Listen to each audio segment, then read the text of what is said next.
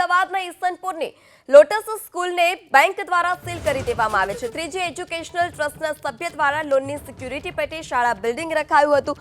Loan પેટેના 1.25 crore નહીં ભરતા Punjab national બેંકે શાળાને સીલ કરી દીધી છે। અગાઉ મેજિસ્ટ્રેટે પણ લોન ભરપાઈ કરવા ઓર્ડર કર્યો હતો। વારંવાર નોટિસો બાદ પણ રકમની ભરપાઈ ન કરાતા બેંકે સીલ મારી દીધું। જિલ્લા કલેક્ટર કચેરીના હુકમથી શાળાને સીલ કરી દેવાઈ।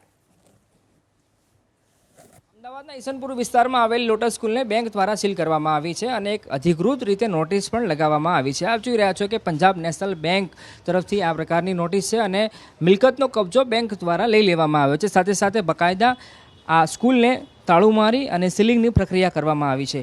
મૂળ વાત એ છે કે શ્રીજી એજ્યુકેશન ટ્રસ્ટની આ માલિકીનું બિલ્ડિંગ હતી।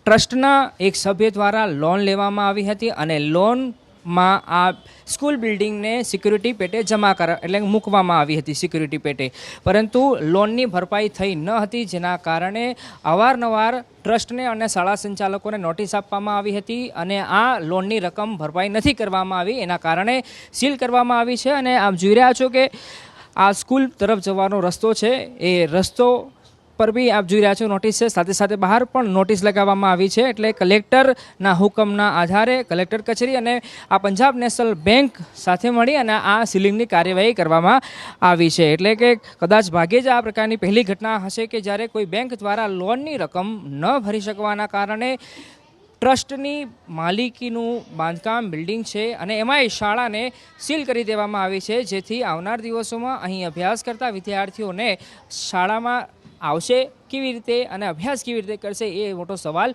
ઊભો થયો છે। આ મામલે જિલ્લા શિક્ષણાધિકારી દ્વારા સંચાલકોને પણ બોલાવ્યા છે અને આ બાબતે ખુલાસો કરવા સાથે સાથે શાળામાં અભ્યાસ કરતા બાળકોને અન્ય જગ્યાએ ખસેડવાની પ્રક્રિયાની પણ શરૂઆત કરવામાં આવી છે। કેમેરા પર્સન જયરામ રબારી સાથે અર્પિત દરજી, ABP અસ્મિતા, અમદાવાદ।